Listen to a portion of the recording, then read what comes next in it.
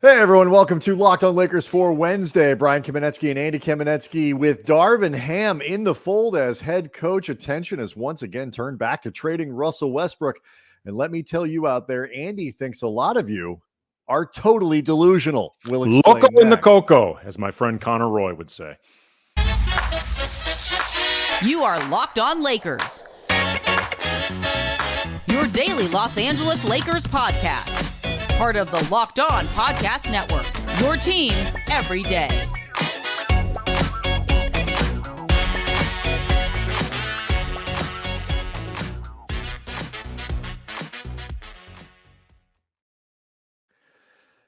Thanks to everybody for making Locked on Lakers your first listen of every day, Monday through Friday. No matter how you get your podcasts, where you get your podcasts, always there for you, always free, never behind a paywall. And of course, Locked on Lakers on YouTube is where you go to get the podcast product in video form, usually a few hours ahead of the audio. So it's worth subscribing there. It's also where you get the breaking news. Make a Locked on podcast your second listen of every day if you can. But the critical thing here is to make us your first listen. Mm-hmm. If you can only pick one thing, Andy, the choice is obvious. Everybody's excited about Darvin Ham. I think it's fair to say that how many years have we now been on the Laker beat? Our first season covering them full time was the 2005-2006 season. It was the first year of Phil Jackson's return after the year sabbatical. It was the beginning, Brian, of the Kwame Smush era. Yes. Cush era. As nobody refers to it because everyone wants to forget it. Right. And even if they did, even I, who love mooshing words together in that way, would not call it that. Well, it was an accident. I'm well aware of what happened there. This was not something that I even bothered focus grouping. I knew it would fail. Kwoosh Parker. Kwoosh Brown, Kwoosh Parker. All right. So, but I would say in that, whatever now, I guess we're on like 17 seasons of this. Dear God, we're old. This is probably to me the season that heading into it has the biggest gap in my mind between where the Lakers currently are in terms of their ability to win a title and the expectations that they ought to contend. There have been seasons that we covered where they were terrible and we knew it going into the year, but they were kind of supposed to be, or like a championship was a long shot. This year's group, Andy, has LeBron James and Anthony Davis, and that expectation is still there. Whether you agree with me completely or not, there's a big gap between where they are and where people, I think, expect them to be. And one of the huge things that people look at as either the way to get them back where they need to go or the impediment to them being where they need to be is Russell Westbrook. And now that Darvin Ham is the coach, we are now all focusing again on how the heck do we solve the Russell Westbrook problem. And most people are looking at a trade. And you, Andy, have spent the last few days arguing with the folks on Twitter at Cam Brothers. Quite a life I lead. Yes, very fulfilling. Deeply. Yeah, first of all, just because neither of us expect a Russell Westbrook trade to happen before Darvin Ham is officially introduced, meaning Russell Westbrook will be a part of this roster or at least connected to it. At that point, some unsolicited advice to Darvin Ham. If Russell Westbrook sends you a bottle of champagne to congratulate you on this new job, for the love of all that is holy, send him a thoughtfully written thank you note. Yes. Calligraphy in your own blood. Like this really needs to feel special, Darvin. I cannot emphasize that one Kiss comic book that they had a bunch of years ago where they took like vials of their own blood and mixed it with the red ink and made a special run. Very Kiss. It really needs to feel from the heart, Darvin. This is important if Russell Westbrook is on the roster this upcoming season. Before we get too deep into this, that will go down as one of the strangest sort of asides in Lakers chemistry history. The sort of random one-off story from Westbrook about how he sent Vogel a bottle of wine, and we never really got a satisfying answer to that. Like, did Frank just flat out not thank him? Did he like send a note, but like, or like, it was just like super casual, like TY on text. Like what happened there was one of the great mysteries of Lakers history. So, but this concept of whether or not Russ should return to the team and all that kind of stuff is unquestionably the most dominant aspect of kind of Lakers Twitter, Lakers conversation. It infects everything that goes on. The Darvin Ham reporting was always done in the context of all the coaching candidates having to prepare a plan, having to have an idea of what they would do with Westbrook if he's back. A lot of reports saying the Lakers have no intention of doing everything they possibly can to get rid of Westbrook, throwing in whatever picks, doing whatever it takes, and all that kind of stuff. And that has people kind of upset, like the idea that the Lakers wouldn't pull out all the stops, that even if they can't trade him, that they might actually allow him onto the floor in training camp and let him suit up for a little bit, as opposed to just paying for him to go away. All of these things, a lot of Lakers fans really upset. Yeah, Mark Stein's Substack, as we've said before, everybody should be subscribing to this. He's been doing a lot of reporting on the Lakers in this situation. Quote, the Lakers are tuning out the skeptics yet again and insisting that anyone that will listen, that they would rather keep Russell Westbrook on the roster for next season than surrender additional assets to convince someone to trade for him. The Lakers are also said to be adamant that they won't release the former MVP and eat his $47 million player option for the next season after Westbrook picks it up. And figuratively, not literally. Right. I've seen a lot of people on Twitter or in podcasts, stuff like that, talk about this being posturing by the Lakers and gamesmanship and, trying to put it out there that they're not desperate and, trying to regain some type of leverage or even gain, because I don't think there's anything to regain at this point, some type of leverage in these eventual talks or the talks that have been going on, exploratory, because nothing is official until Westbrook actually opts in. I don't doubt that they want this narrative out there because you would want it there. Like, you always want to try to create as much strength for yourself as possible. Yes, Rob Pelinka like going on like TikTok and being like, please, GMs, please take Russ. We will do anything. You want 2 picks, fine. You want that's not good business. Right. You don't put out an air of desperation. So this is standard operating procedure, all that stuff. And it's how you do business. That being said, though, I actually think this is much more messaging based in reality, based in an understanding of the potential landscape or the information that they've already gotten. And frankly, I actually think it's messaging to fans to understand it's not brace. Going over well. Yes. Well, just to brace for what may be happening, because this is a team with so few assets they have to work with, in part because of the deal for Russell Westbrook and the recognition that they can't just burn assets in a sideways deal to get rid of him. Like this, that's just bad asset management that doesn't actually help the Lakers become legitimate contenders. Okay, let's stick with that, because people have thrown out all kinds of possible trades and talked about this and that, and noted Westbrook's the value of his $47 million expiring contract, and assuming he opts in, and all of these other things.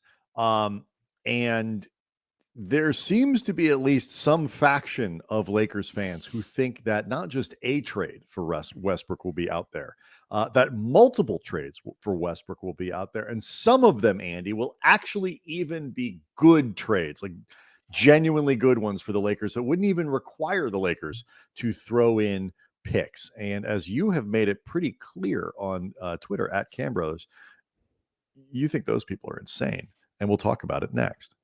Locked On Lakers brought to you by Built Bar. Okay, they've got something out right now. The scientists, the chefs, the bakers at Built Bar. I did not even think this was possible, but they have done it again.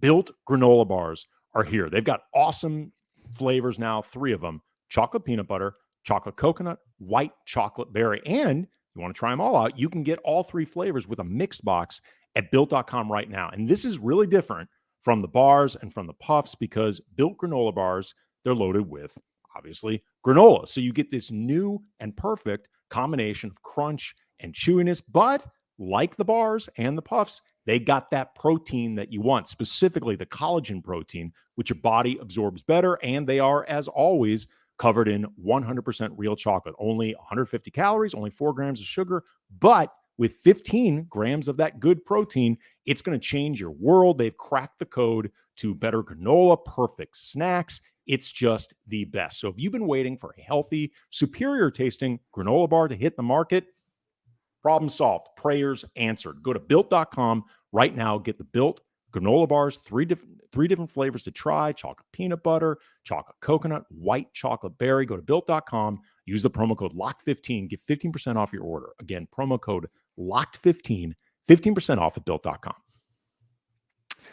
Before we get back into it, do we have an important favor to ask you? We put together a survey so we can learn more about listeners like you and make your favorite Locked On podcasts even better. This is your opportunity to tell us what you like and don't like about Locked On podcasts. You can say you don't like Andy, for example. So go to lockedonpodcast.com/survey right now to get started. It won't take very long. And everyone that completes a survey, Andy, can qualify for a chance to win one of 10 $100 Ticketmaster gift cards. Whoa. I know. Take advantage of our audience survey. Again, go to lockedonpodcast.com/survey. Thanks for your help.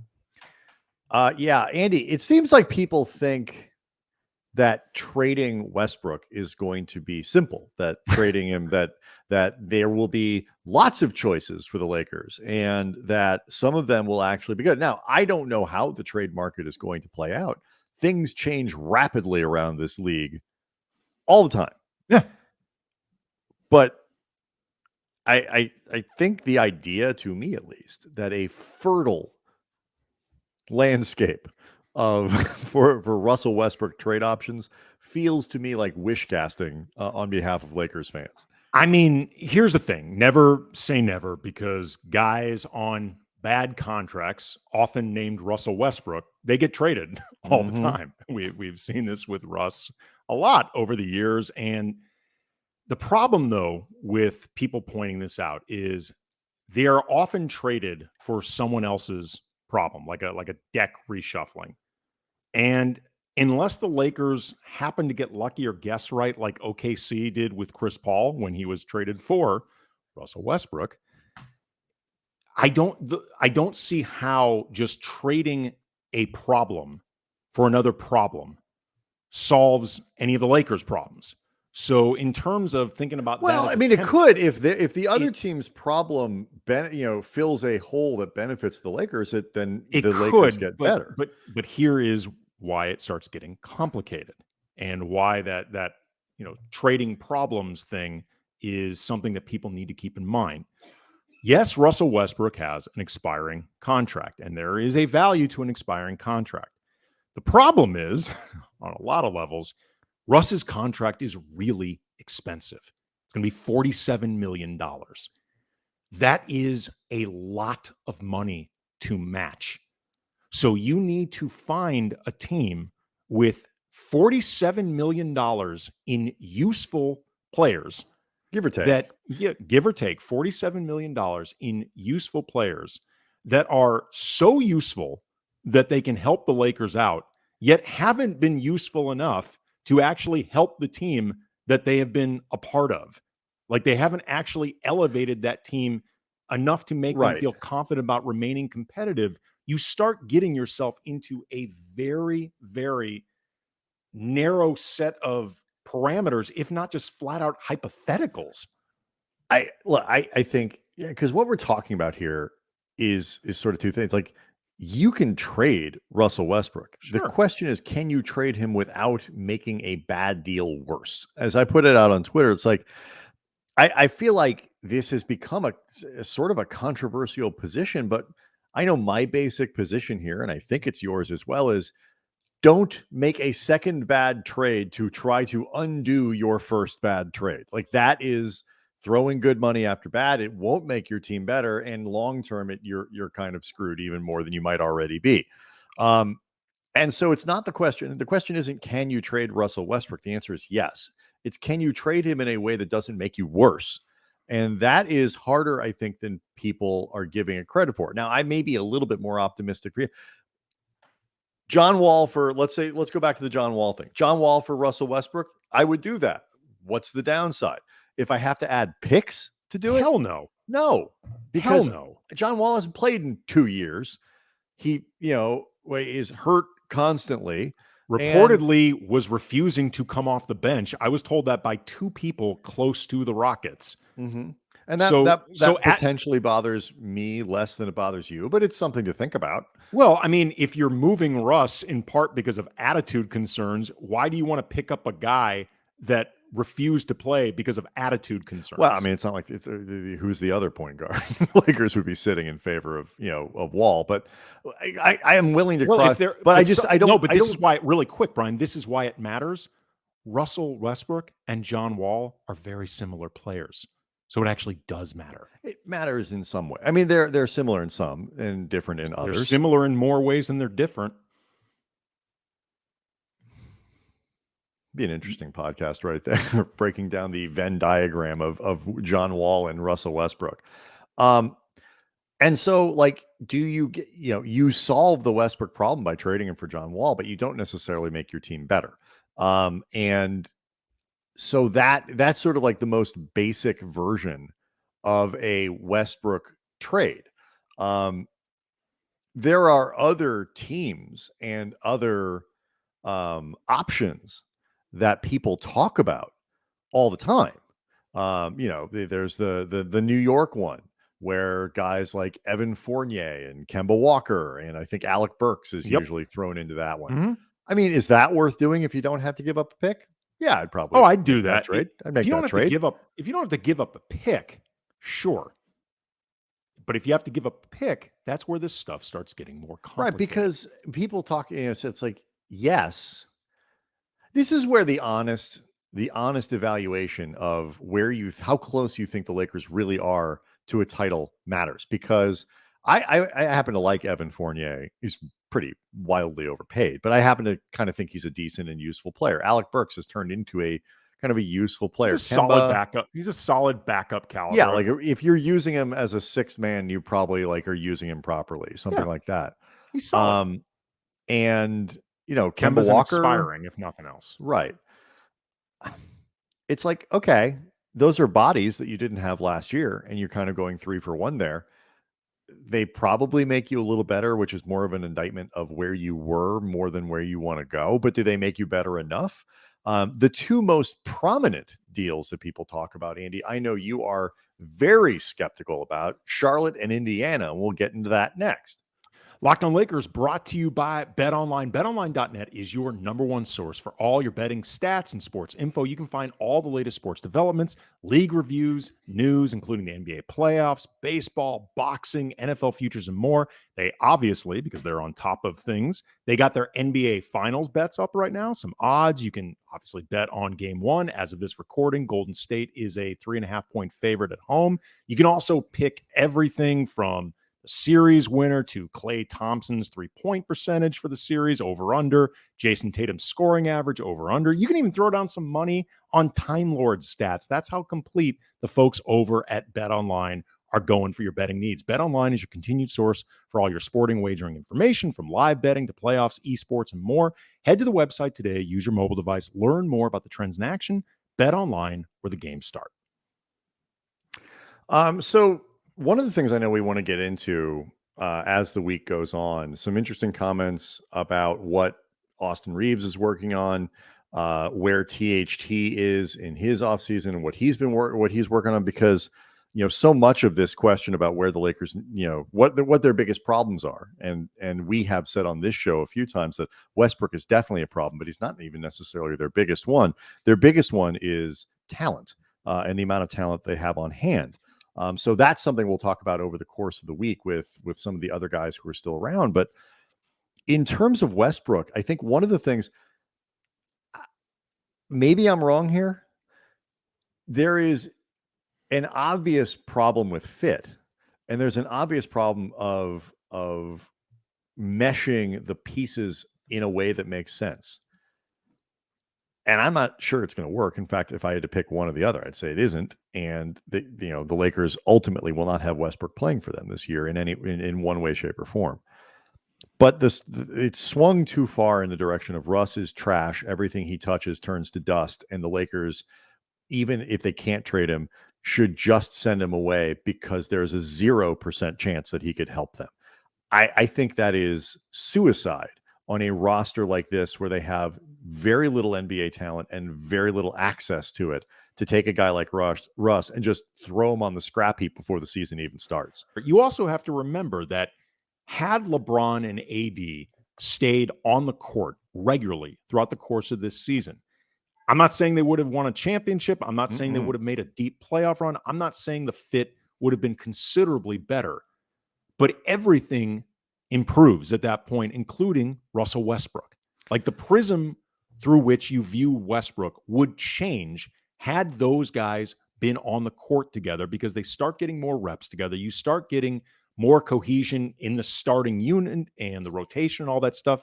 And Russ also, I think, gets more of an incentive to actually cooperate and play ball. Maybe not enough, because Russ is not easy, but more than what went on this season. And there is the basic question becomes, is Russ capable of changing his approach, changing the acceptance of what role he plays? Maybe it is coming off the bench. Maybe it is being a 27-minute. Probably not. I mean, the evidence to this point is no. But it seems reasonable to try. And I know this is a subject we will continue to talk about a lot into the offseason, especially as the Lakers start this process of trying to reconstruct this team. But explain to me why you don't believe in the sort of long rumored, hey, how about Charlotte? Hey, how about Indiana deals?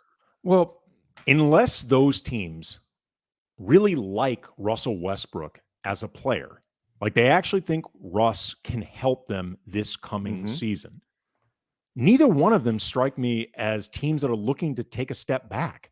Like Russell Westbrook, to me, needs to help these teams in these teams' mind, because Charlotte has been trying to make playoff pushes.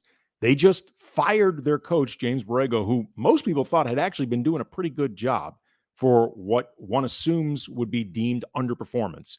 Like Mike D'Antoni, Terry Stotts, two very serious rumored names. Those are not guys you hire for a rebuild.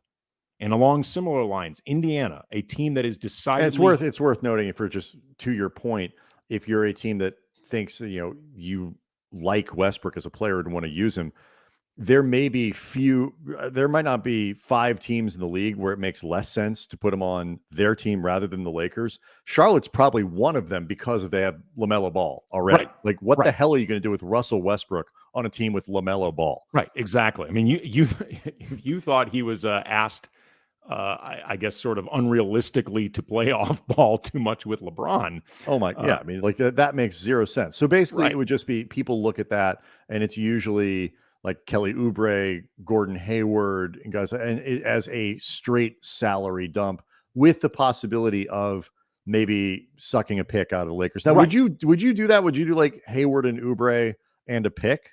No. For Russ? No. Why? Because I don't think it makes the Lakers that much better. Kelly Oubre has been a totally disposable journeyman. I mean, he's fine for what he is, but he's not. When's the last time Kelly Oubre has made a team better? It hasn't happened yet. Right, Hayward exactly. would certainly be a better fit. He's a better fit, but excellent player. But you can't count on him to stay on the court. So you're going to have your number 1, your number 2, and your number 3 guys with health risks, and you're going to give up a pick to do that? No. I mean, like, I don't think that's... cross our fingers and see what happens. I don't. You were advocating going for Kyle Lowry last week, or but I wouldn't give up anything other than Russell Westbrook. My trade was Russell Westbrook for Kyle Lowry and Duncan Robinson. Could you do it? Would you do that if you didn't have to give up a pick? Would you do Hayward and Oubre and whatever Flotsam and Jetsam? Maybe PJ Washington. Sure. Yeah, absolutely. I would do that. It's just the addition of the pick. I do not care about taking on extra money. I do not care about cap flexibility. I think cap flexibility is totally overrated. Often, I think it can be used as a smokescreen for GMs not wanting to take chances.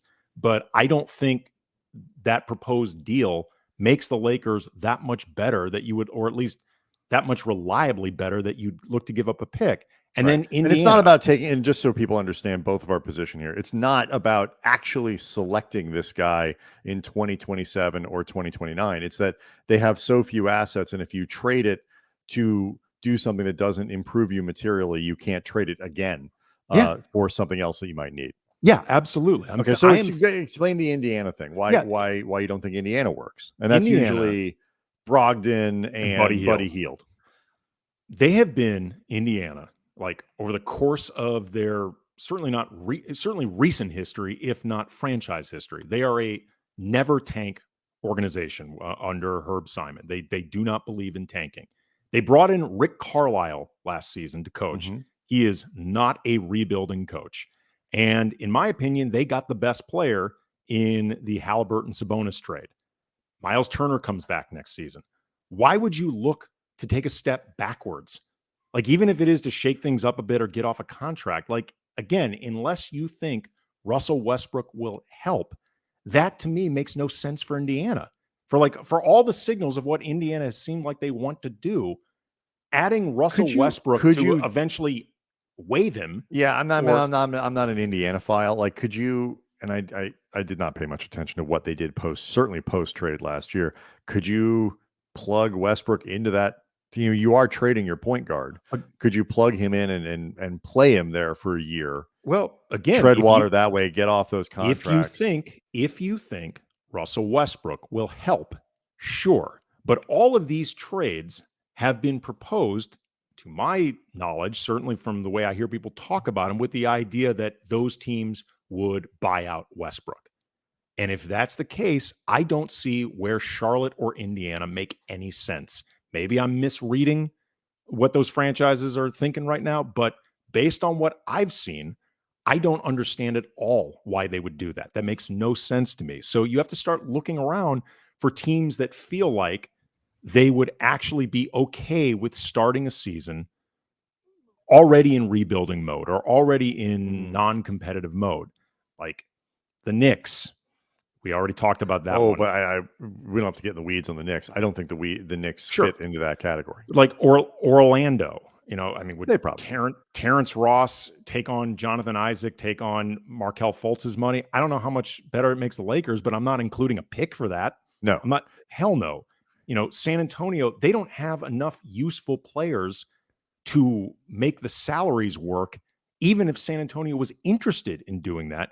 Portland is not trading Damian Lillard for Russell Westbrook. I don't care how many firsts you add. I don't care if you add THT, Kendrick Nunn, whoever. Portland's not doing that. That will never in a million years happen. Detroit, I think, can do better for Jeremy Grant than what the Lakers would offer. Certainly Russell Westbrook. You know what I'm saying? Like, yeah, I don't think there are that many trade partners out there that make sense. I could be wrong. Without requiring the Lakers to throw in that additional sweetener. Right. Or third teams, all this stuff. I'm not saying it's impossible. I'm just saying when I look around the landscape in terms of where Russ eventually lands, again, unless a team thinks Westbrook can actually help them, I don't see that many options out there. So this is the market the Lakers are going I'd love to be wrong. Right. Don't look. And I won't be eating crow. Our position here of saying that the Lakers need to be prepared to try to play Westbrook. They have to have a plan that they should try to play him before just cutting him if they can't trade him or paying him to go away or buying him out or whatever. Our position there does not mean that we think it will work in the long run, or that we don't think that they should try to trade him, because yes, they absolutely should.